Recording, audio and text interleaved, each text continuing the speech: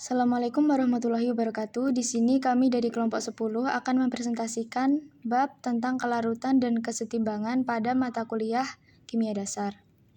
Sebelumnya, perkenalkan anggota kami yaitu Daril Fahril Maulana, Eka Nur Indasari, dan Ahmad Muzaki Aziban. Pada bab ini, kita akan mempelajari 7 materi, yaitu kelarutan dan kesetimbangan, kelarutan dalam larutan jenuh, pengaruh ion sejenis pada kelarutan, KSP perkiraan pengendapan, hubungan KSP dengan pH, pengendapan selektif, dan perannya dalam teknik sipil. Baik, untuk poin yang pertama yaitu ada kelarutan dan kesetimbangan. Untuk kelarutan sendiri bisa dilambangkan dengan S atau solubility. Adapun rumus untuk mencari kelarutan yaitu S sama dengan N per V atau mol dibagi volume, dengan volume satuannya adalah liter. Untuk satuan kelarutan sendiri adalah molaritas, bisa dilambangkan dengan M. Kelarutan adalah konsentrasi maksimum zat terlarut dalam suatu larutan. Bisa diartikan, maka semakin besar S, maka akan mudah terlarut dan sulit mengendap. Jika semakin kecil es, maka sukar terlarut dan mudah mengendap. Bisa kita lihat dari contoh yang sederhana, yaitu gula pasir yang dilarutkan ke dalam air sehingga menjadi larutan gula, atau kelarutan gula pasir di dalam air itu sendiri. Selanjutnya, produk kelarutan atau KSP. KSP adalah hasil kali kelarutan. Bisa kita lengkapi dengan KSP adalah hasil kali kelarutan dari ion-ion pembentuk senyawa pangkat koefisien. KSP adalah nilai yang menunjukkan seberapa larut suatu senyawa ionik dalam air. Rumus umum KSP yaitu KSP sama dengan A pangkat X dikali B pangkat Y. KSP digunakan untuk menentukan apakah suatu larutan akan membentuk endapan atau tidak. Jika hasil perkalian konsentrasi ion-ionnya melebihi KSP, maka endapan akan terbentuk.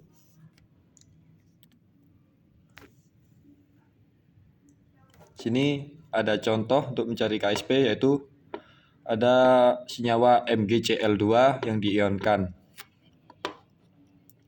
MgCl2 ini diionkan jadi Mg2 plus 2 Cl-. Kenapa Mg2 plus? Karena dia golongan 2A, maka 2 plus. Dan kenapa dengan Cl-? Karena dia golongan 7. Bisa teman-teman lihat di tabel kation anion. Nah, MgCl2 bisa dikatakan kelarutannya adalah S, atau kelarutannya adalah S dari senyawa MgCl2 ini. Nah, dari senyawa MgCl2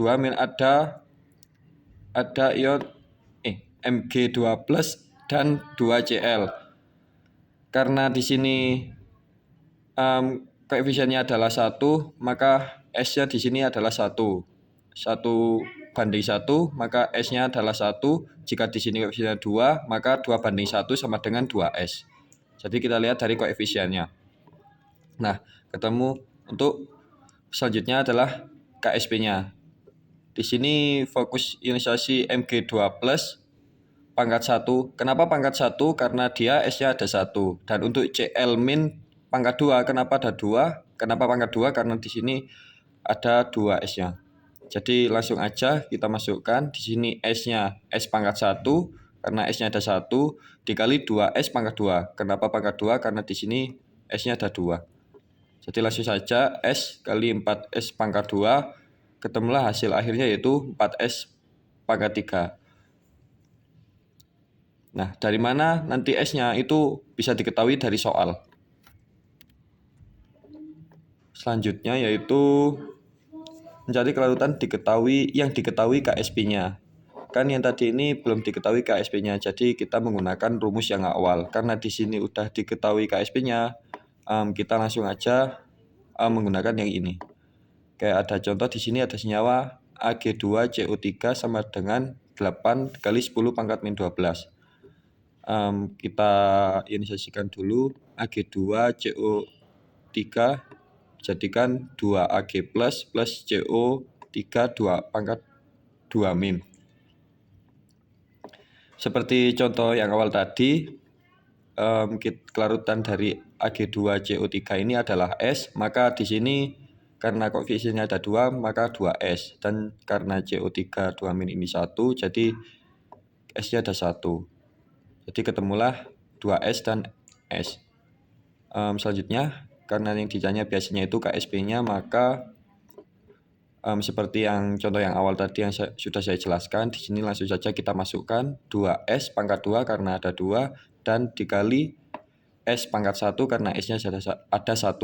Ketemulah hasil di sini 4 kali S pangkat 3. Karena ini udah diketahui KSP-nya, jadi langsung aja kita masukkan 8 dikali 10 pangkat min 12 ini sama dengan 4 dikali S pangkat 3. Langsung aja kita pindah ruaskan menjadi S pangkat 3 sama dengan 2 kali 10 pangkat min 2. Ketemulah hasil akhir S sama dengan akar 3 dari 2 dikali 10 pangkat min 4. Yang kedua ada kelarutan dalam larutan jenuh. Larutan jenuh adalah larutan yang mengandung jumlah maksimum zat terlarut pada suhu tertentu. Di sini ada contoh soal. Pada suhu tertentu dalam 500 ml air dapat larut 0,312 gram perak sulfat. Hitung hasil kali kelarutan perak sulfat. Nah, di sini ada mol dalam senyawa Ag2SO4. Di sini langsung saja kita menggunakan rumus yang tadi N sama dengan M per MR. Kita masukkan saja 0,312, yang ini diubah jadi kita langsung dibagi 312, ketemulah di sini hasilnya 0,001 atau sama dengan 10 pangkat min 3.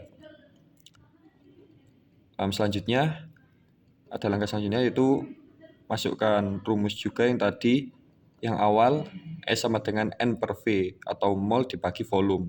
Langsung saja kita masukkan karena di sini volumenya sudah ketemu, S-nya juga sudah ada, maka 10 pangkat min 3 dibagi 0,5. Ketemulah hasil akhir yaitu 2 dikali 10 pangkat min 3 M atau molaritas. Nah, langsung kita masukkan KSP-nya, yaitu menggunakan tadi karena senyawanya yang Ag2SO4 diionisasikan yaitu 2Ag plus SO4 2-, ketemulah 2S dan S. Caranya teman-teman udah tahu dari yang awal saya jelaskan tadi. Nah, kita langsung masukkan aja 2S pangkat 2 karena S-nya ada 2 seperti tadi. Ketemulah hasil 4S pangkat 3. Langsung aja kita masukkan karena KSP-nya udah diketahui yang ini, maka kita masukkan, ketemulah hasil akhir yaitu 3 kali 2 kali 10 pangkat min 8.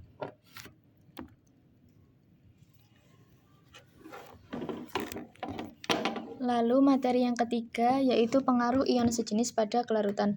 Untuk memahami pengaruhnya kita lihat dulu reaksi kesetimbangan berikut ini, yaitu AgCl setimbang dengan Ag+ ditambah Cl-. Jika reaksi kesetimbangan ini ditambahkan ion yang sejenis yaitu AgCl+ atau Cl-, maka sesuai asas Le-Chatelier kesetimbangannya akan bergeser ke arah kiri, ke arah AgCl, maka AgCl-nya akan banyak mengendap.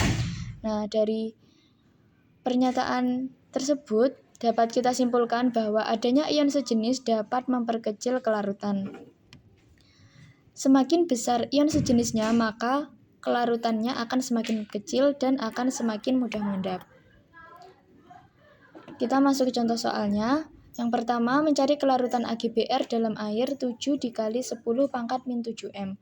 Lalu yang kedua, mencari kelarutan AgBr dalam larutan MgBr2 0,25 M.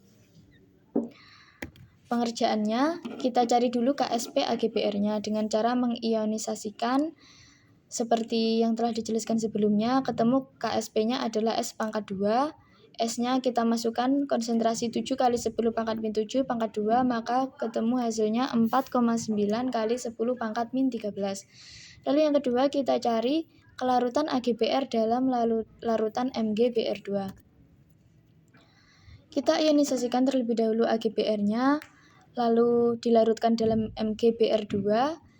Kita ionisasikan juga dan kita masukkan konsentrasi MgBr2-nya adalah 0,25 m, lalu Mg2 plusnya juga 0,25 m, lalu Br-nya karena di sini ada koefisien 2, lalu berarti dikali 2, 0,25 dikali 2 yaitu 0,5 m.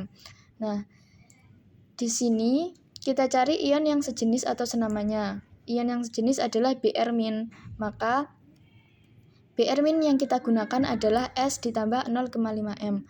Karena S-nya ini kita umpamakan sangat kecil sekali sehingga jika ditambahkan dengan 0,5 hasilnya akan sama, yaitu 0,5 m. Kita masukkan ke rumus KSP-nya, yaitu Ag plus dikali Br-. KSP-nya kita masukkan yang telah kita cari, lalu Ag plusnya kita pakai S, lalu Br-nya kita pakai yang 0,5.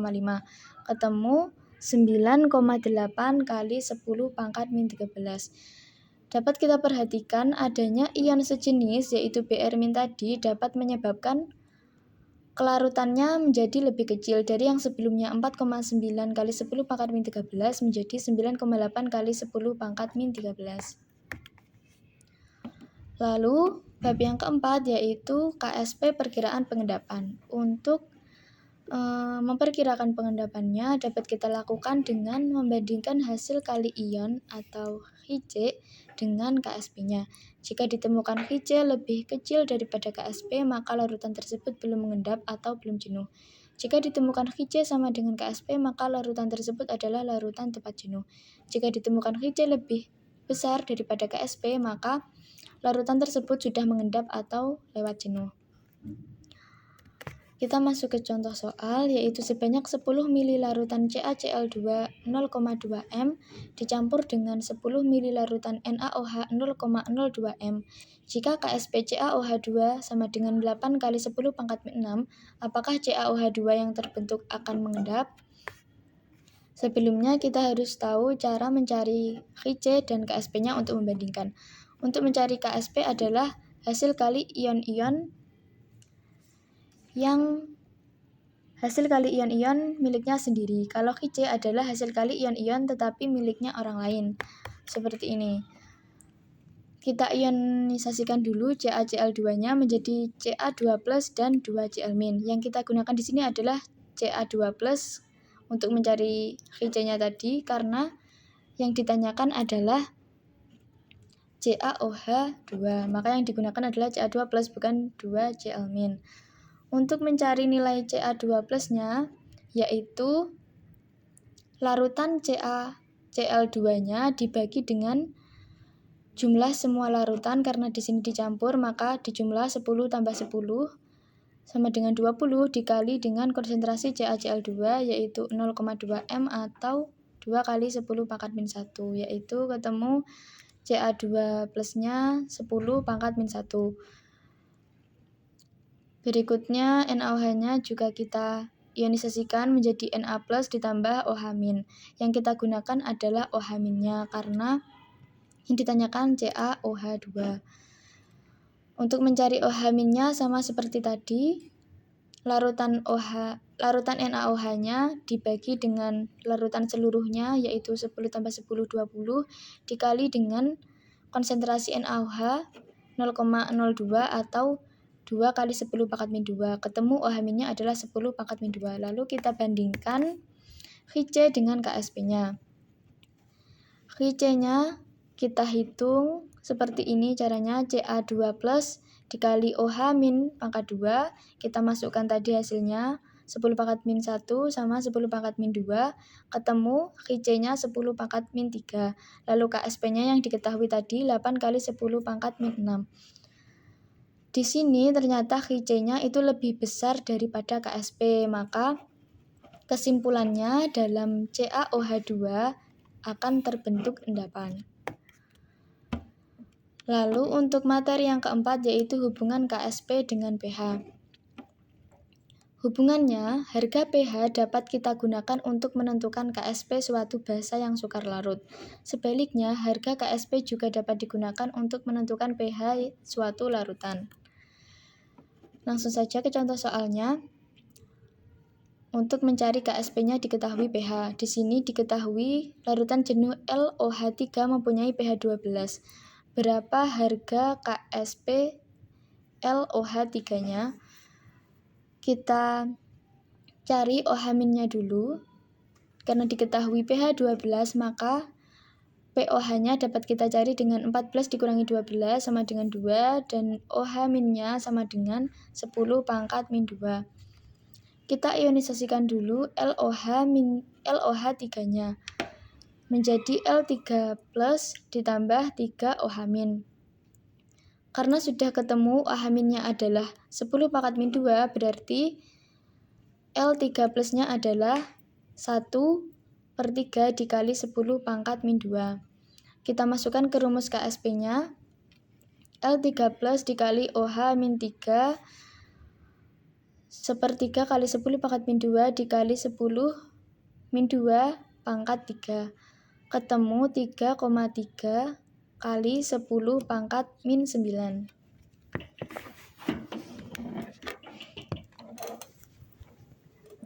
Lalu contoh yang kedua yaitu mencari pH diketahui KSP. Di sini pada suhu tertentu KSP MgOH2 adalah 4 kali 10 pangkat min 12. Apabila log 2 sama dengan 0,3, maka pH larutan jenuh MgOH2 pada suhu itu adalah, kita ionisasikan dulu MgOH2-nya menjadi Mg2 plus ditambah 2 OH-, ketemu KSP-nya 4 S pangkat 3, lalu kita cari S-nya, ketemu 10 pangkat min 4. Lalu OH-nya di sini 2S, lalu kita masukkan S yang telah dicari tadi, 10 pangkat min 4, dapat kita cari POH-nya adalah min log dikali OH-. Ketemu 4 min log 2. Kita cari pH-nya dengan 14 min 4 log 2. Ketemu 10,3 M.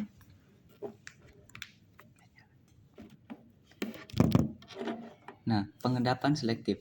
Prinsipnya adalah memisahkan zat-zat berdasarkan perbedaan kelarutannya setelah direaksikan dengan ion tertentu. Yang sering ditanyakan yang pertama, zat manakah dalam campuran yang mengendap terlebih dahulu ketika ditambahkan zat lain?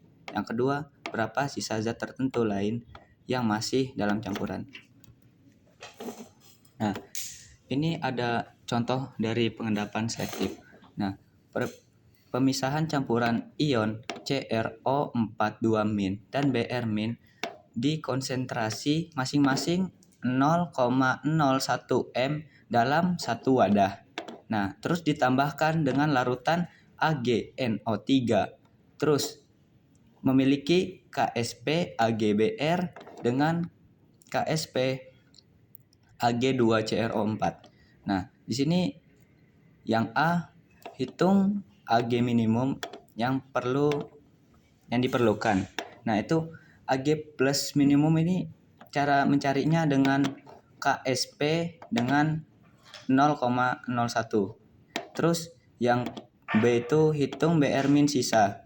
Nah, Br min sisa akan dicari ketika yang A sudah menemukan hasil Ag minimumnya. Sedangkan yang C hitung persentase Br min itu menggunakan nilai Ag2CrO4, dan pemisahan Br min dapat dilakukan dengan teknik pengendapan. Nah, di sini KSP sama dengan Ag plus sama Br min. Nih, plus dengan min ini hanya permisalan. Sedangkan nilai KSP tadi sudah ditentukan, sudah diketahui KSP AgBr. Nah, baru kita masukkan nilai 0,01 dan menghasilkan 5 kali 10 pangkat min 11. Itu hasil dari Ag minimum dalam AgBr. Sedangkan Ag minimum dalam Ag2CrO sama seperti yang awal, hanya memasukkan nilai KSP dengan 0,01. Nah, ini 2 dapat dari karena CrO4 2-. Nah, kenapa yang mengendap dahulu adalah Br min? Karena Br min memiliki nilai lebih kecil daripada Ag2CrO4. Nah, yang B itu kita memasukkan nilai yang sudah kita dapatkan dari slide yang awal. Nah, itu menghasilkan dia menggunakan AG plus minimum yang sudah mengendap dan menghasilkan BR 3,227 kali 10 pangkat min 8. Nah, yang C hitung presentasi BR min itu tadi memasukkan nilai yang AG2CRO4 yang sudah mengendap, kita ambil sisa dari 3,227 kali 10 min 8 per 0,01 dan dikali 100% dan menghasilkan 3,227 kali 10 pangkat min 4. Nah,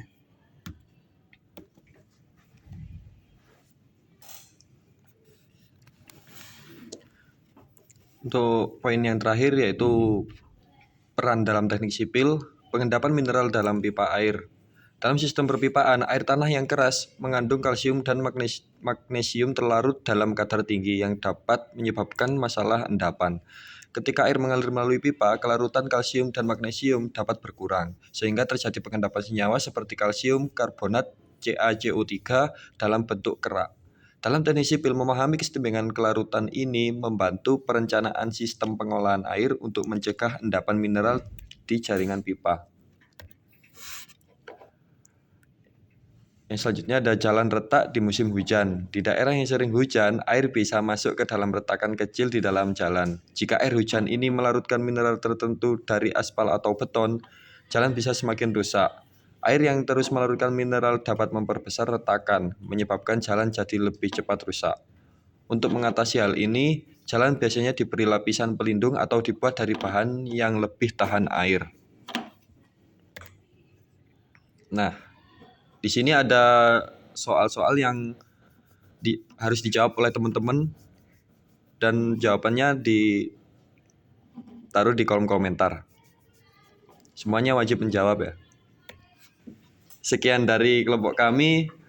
Mohon maaf apabila ada kekurangan penyampaian atau tidak jelasnya penyampaian.